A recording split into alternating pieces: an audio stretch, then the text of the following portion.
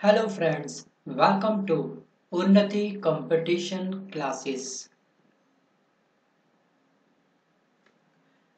आज के इस वीडियो में मैं आपसे बात करूंगा भारत की पंचवर्षीय योजनाओं के बारे में और इसकी शुरुआत कब हुई, इसका अध्यक्ष कौन होता है और इसकी कुछ बेसिक डिटेल, साथ में कुछ शॉर्टकट ट्रिक जिसके माध्यम से आप इन सभी ईयर को पंचवर्षीय योजनाएं कब कब कब आई, कब क्या हुआ, उसके बारे में आप उसको आसानी से याद कर पाएंगे।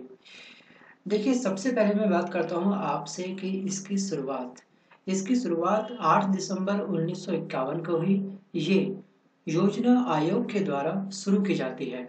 मैं बात कर रहा हूँ योजना आयोग। हंसिएगा मत, सोचिएगा मत, बताऊंगा आगे मैंने ऐसा क्यों कहा। इसका जो पदेन अध्यक्ष होता है वो होता है हमारा प्रधानमंत्री। एग्जाम में अक्सर ये पूछ लेता है कि इसका पदेन अध्यक्ष कौन होता है। ये होते हैं भारत के प्रधानमंत्री। 1951 में जब इसकी शुरुआत हुई थी तब प्रधानमंत्री थे जवाहरलाल नेहरू और योजना आयोग का अब नाम परिवर्तित होकर के बन गया है नीति आयोग।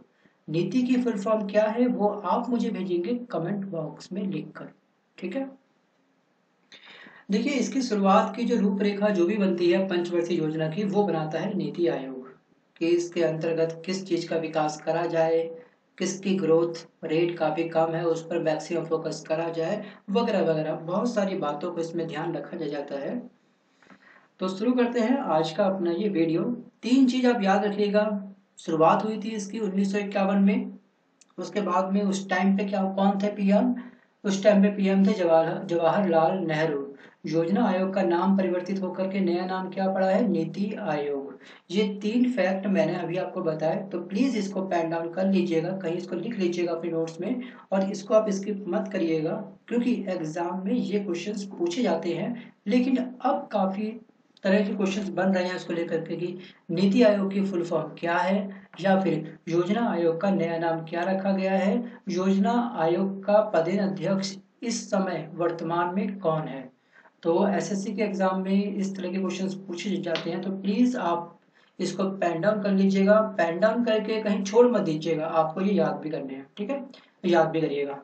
देखिए, शुरुआत करते हैं अब हम इस योजना की और उस योजना के अंतर्गत कौन सी उसकी अवधि थी और प्राथमिकता उसमें क्या दी गई थी, ठीक है।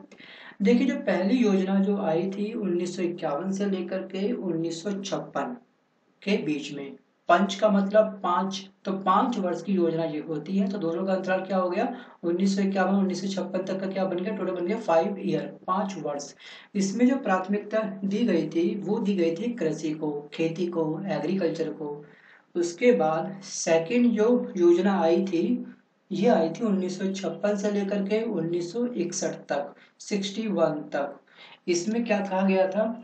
इसमें जो प्राथमिकता दी गई थी वो दी गई थी औद्योगिकरण को। अब एक थोड़ा से मेरी बातों को ध्यान से सुनिएगा, ठीक है। जो हमारी खेती से, कृषि से, एग्रीकल्चर से हमको मिलता है कच्चा माल, ठीक है। जैसे गन्ना, गन्ने की खेती होती है, ठीक है ना, गन्ने की फैक्ट्री नहीं होती है।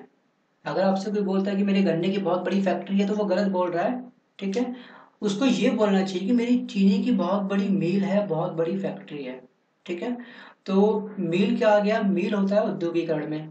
तो सबसे पहले बात करते हैं कृषि। कृषि की हमसे, खेती से हमको प्राप्त हुआ गन्ना। गन्ना एज ए कच्चा माल, कच्चा मटेरियल। और कच्चा मटेरियल कहाँ पे गया? उद्योग के अंतर्गत, ठीक है ना, उद्योग में गया।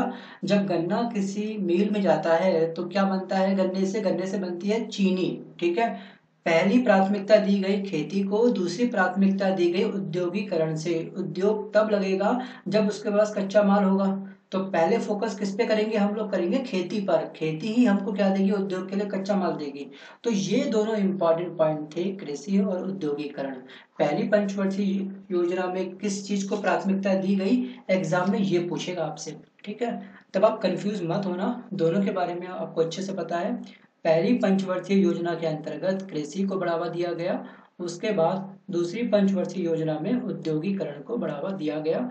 इससे जुड़े काफी सारे पहलू अभी हैं, काफी सारे पॉइंट हैं जो मैं आपको अभी बताऊंगा। इस वीडियो के एंड में, वो आप लिखिएगा, ठीक है। और तीसरी जो पंचवर्षीय योजना की शुरुआत हुई 1961 से 1966 के बीच में हुई। देखिए, कृषि होगी मतलब खेती होगी, खेती के बाद क्या होगा, खेती से हमको कच्चा माल मिलेगा, कच्चा माल जाएगा उद्योग में, उद्योग को हेल्प मिलेगी। अगर उद्योग काफी ग्रोथ करेगा तो हमारी अर्थव्यवस्था कैसी होगी, स्वावलंबी। स्वावलंबी का मतलब होता है मजबूत, ठीक है ना। अर्थव्यवस्था कैसी होगी, हमारी होगी मजबूत। तो बेस क्या हुआ, स्टार्टिंग कहाँ से करी हमने, खेती से, खेती से मिला कच्चा माल, कच्चा माल कहाँ जाएगा, उद्योग में। तो सेकंड पंचवर्षीय योजना किससे संबंधित है, उद्योग से। अगर उद्योग मजबूत होगा तो हमारी अर्थव्यवस्था कैसी होगी, मजबूत हो जाएगी, ठीक है। तो तीनों पॉइंट आप इस तरह से याद करिएगा, इस तरह से थोड़ी सी स्टोरी बनाइए, थोड़ी सी छोटी सी अच्छी सी स्टोरी बनाइए, ठीक है। तब आपको अच्छे से ये सब सब याद हो जाएंगे कि कौन सी योजना में किस चीज को प्राथमिकता दी गई थी। देखिए क्वेश्चन, देखिए फोर्थ जो हमारी योजना थी वो चली थी 1969 से लेकर के 74। 2 साल का इसमें गैप रहा था, 2 साल का इसमें गैप था। देखिए चौथी पंचवर्षीय योजना में जो प्राथमिकता दी गई थी, आत्मनिर्भरता की प्राप्ति, आत्मनिर्भरता की प्राप्ति। अगर हमारी अर्थव्यवस्था मजबूत हो जाएगी, ठीक है, तो उसके बाद क्या होगा, उसके बाद वहां के लोग क्या हो जाएंगे, आत्मनिर्भर बनेंगे। और ये काफी इम्पोर्टेंट योजना थी, एग्जाम में ये कई बार पूछा गया एसएससी के सीजल एग्जाम में कि किस योजना के अंतर्गत, पंचवर्षीय योजना के अंतर्गत आत्मनिर्भरता की प्राप्ति का लक्ष्य रखा गया या प्राथमिकता दी गई। तो आपको याद रखना है फोर्थ, ठीक है। अब क्या होगा, आत्मनिर्भर बनेंगे तो मतलब क्या होगा, अगर हर इंसान क्या होगा, आत्मनिर्भर बन जाएगा तो उसके बाद क्या होगा, उसकी गरीबी खत्म हो जाएगी, गरीबी मिट जाएगी, गरीबी का क्या होगा, उन्मूलन हो जाएगा। तो यहां से हम याद करेंगे ये। छठी पंचवर्षीय योजना के अंतर्गत अगर गरीबी कम कैसे होगी, जब हर एक इंसान को रोजगार मिल जाएगा। तो छठी योजना के अंतर्गत क्या करा गया, रोजगार का सृजन करा गया। योजना नंबर 7, आत्मनिर्भर अर्थव्यवस्था।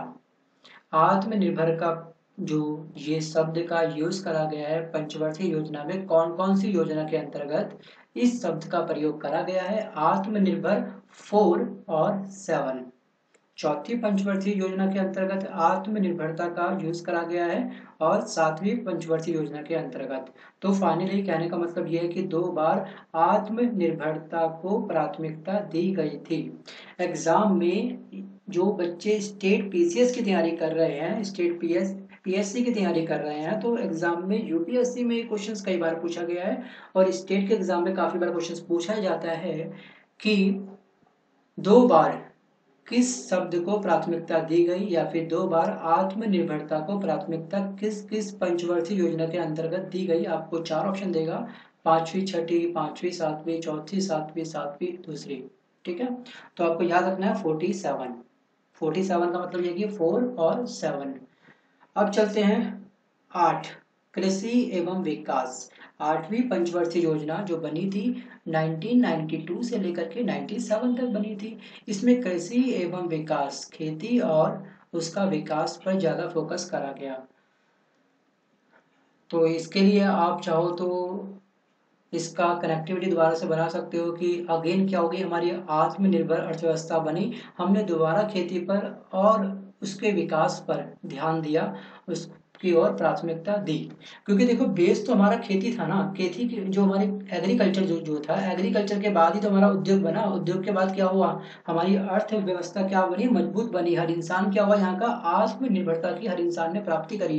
कैसे प्राप्ति करी, जब उसकी गरीबी खत्म हो गई। गरीबी खत्म कैसे हुई, जब उसको मिला रोजगार। रोजगार मिलने से क्या हो गया, पूरी अर्थव्यवस्था, पूरा भारत क्या हो गया, आत्मनिर्भर। अगेन भारत के लोगों ने सोचा कि कृषि इसका बेस था, खेती इसका बेस था, एग्रीकल्चर इसका बेस था, तो हम इसी के विकास के बारे में थोड़ा और ध्यान देते हैं। अगेन क्या होगा, हमारे उद्योग, हमारी अर्थव्यवस्था, हमारी गरीबी का उन्मूलन, रोजगार बढ़ेगा इसमें। तो इस पे अगेन फोकस करा गया, खेती पर 2 बार फोकस करा गया, एक पहली पंचवर्षीय योजना के अंतर्गत और एक 8वीं, ठीक है। बस अब देखिए आगे हम बात करते हैं 9वीं में बात करी गई न्यायपूर्ण वितरण के बारे में।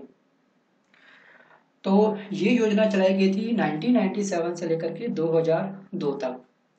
9 नया फॉर नेपाल की बात कर रहा हूँ, 9 से न्याय बना है, तो आप इसको फोकस करिएगा, क्योंकि 9वीं पंचवर्षीय योजना बहुत कम पूछता है एग्जाम में, लेकिन फिर भी आपको याद कर लेनी चाहिए। पता नहीं कब किससे मुलाकात हो जाए आपके एग्जाम में कौन से क्वेश्चन से, तो 9 से न्याय, बस इतना याद करिए। आपके पास डायरेक्ट एग्जाम में जो भी ऑप्शन देगा प्राथमिकता को लेकर के, आप तुरंत उस पर टिक लगा के आएंगे, अपना राइट आंसर उसको देके आएंगे। I hope. चलिए क्वेश्चन नंबर सॉरी योजना जो है 10वीं जो स्टार्ट हुई थी वो हुई थी 2002 से 2007 तक। इसमें जो लक्ष्य रखा गया, प्राथमिकता दी गई सामाजिक न्याय एवं समानता के बारे में। ठीक है, न्याय के बाद बात करी अगेन सामाजिक न्याय एवं समानता के बारे में। जब न्याय का जो पूर्ण जो वितरण होगा, न्याय का जो अधिकांश समान लोगों में जब उसका बंटवारा होगा, मतलब न्याय की दृष्टि से सब लोग क्या है, समान है। ठीक है, किसी के लिए ऐसा नहीं कि वो अगर वो एससी है तो उसको ज़्यादा छूट मिल जाएगी, अगर उसने 2 मर्डर करे, ठीक है यार, वो अगर किसी कोटे से है या फिर ठीक है वो थोड़ा सा सॉफ्ट मतलब नेचर का है, प्यार से बात करता है, तो उसको कम सजा मिले, ऐसा नहीं है। न्याय की दृष्टि से हर इंसान बराबर है। क्राइम उसने जैसा करा होगा उसके ऊपर उतनी धाराएं लगाई जाएंगी, उसी के हिसाब से उसको क्या मिलेगा, पनिश करा जाएगा। ठीक है, उसके बाद 10वीं में बात करी गई कि इसमें सामाजिक न्याय दिया गया एवं समानता हर इंसान को दी गई 10वीं में।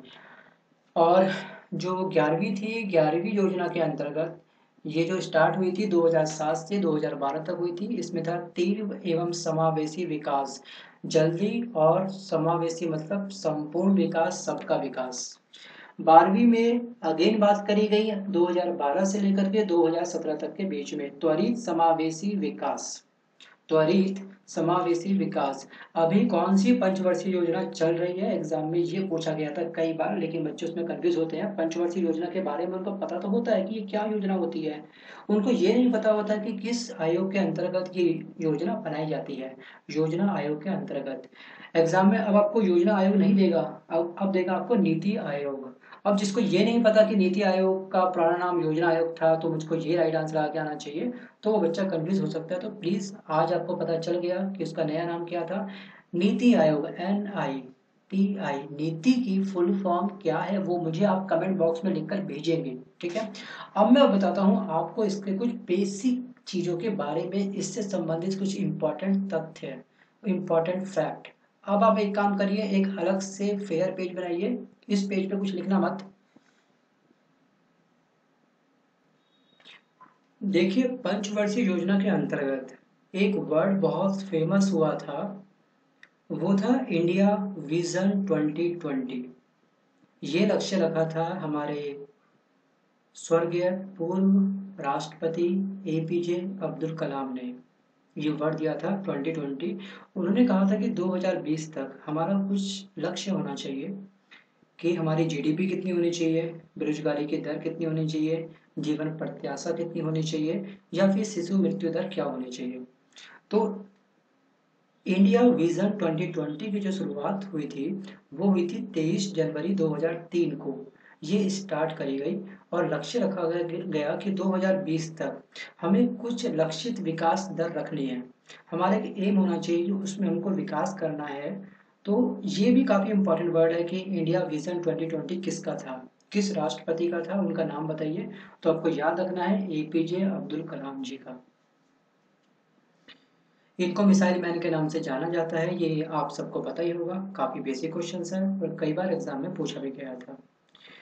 तो अब इसके साथ मैं आपसे बात करता हूँ कुछ इम्पोर्टेंट फैक्ट के बारे में।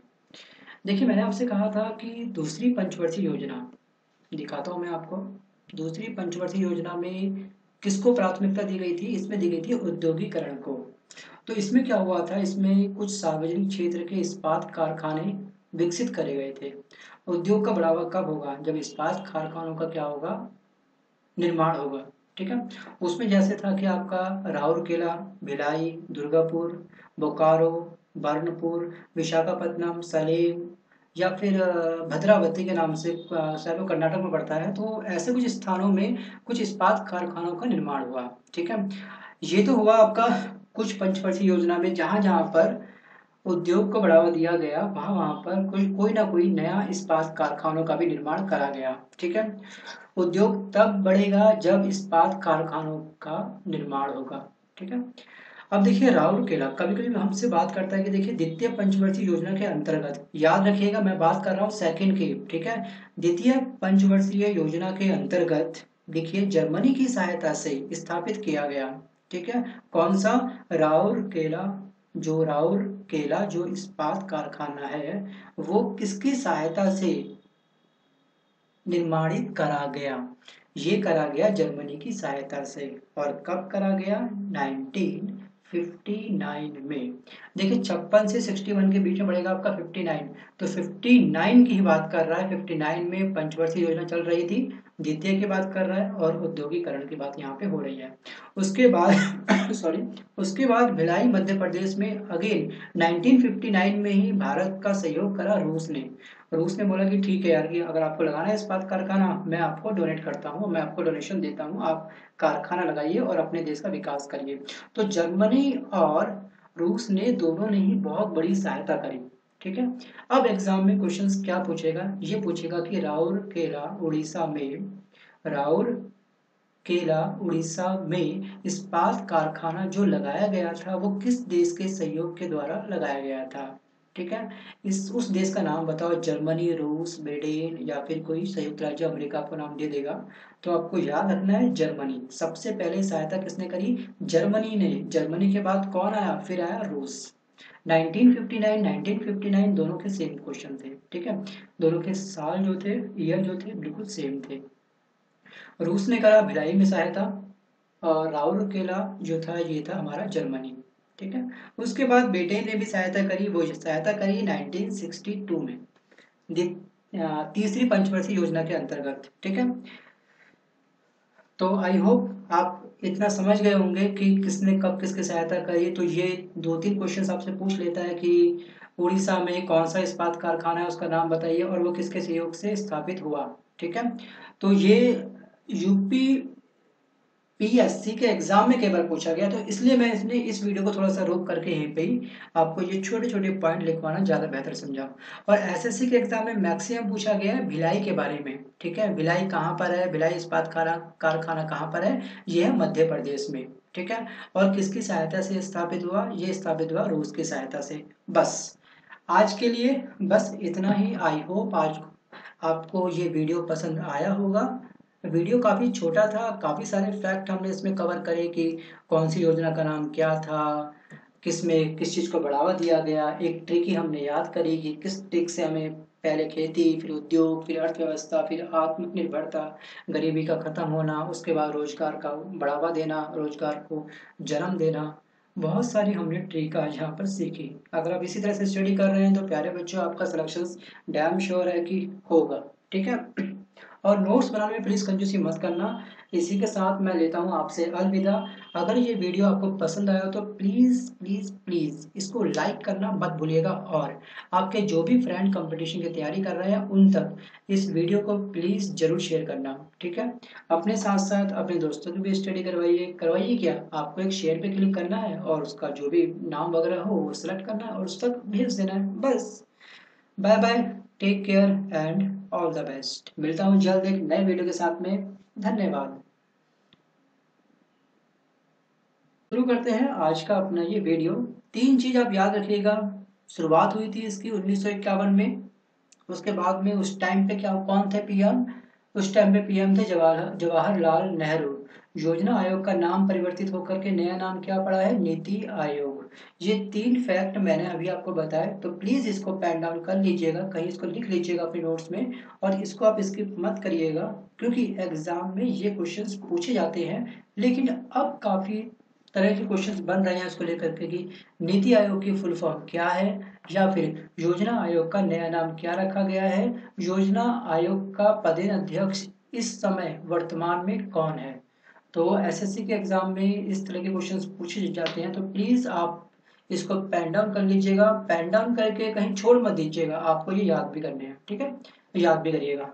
देखिए शुरुआत करते हैं अब हम इस योजना की, और उस योजना के अंतर्गत कौन सी उसकी अवधि थी और प्राथमिकता उसमें क्या दी गई थी। ठीक है।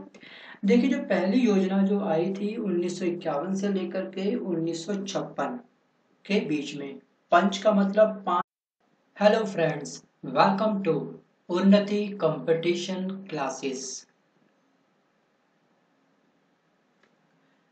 आज के इस वीडियो में मैं आपसे बात करूंगा भारत के पंचवर्षीय योजनाओं के बारे में और इसकी शुरुआत कब हुई, इसका अध्यक्ष कौन होता है और इसकी कुछ बेसिक डिटेल, साथ में कुछ शॉर्टकट ट्रिक जिसके माध्यम से आप इन सभी ईयर को पंचवर्षीय योजनाएं कब आई, कब क्या हुआ, उसके बारे में आप उसको आसानी से याद कर पाएंगे।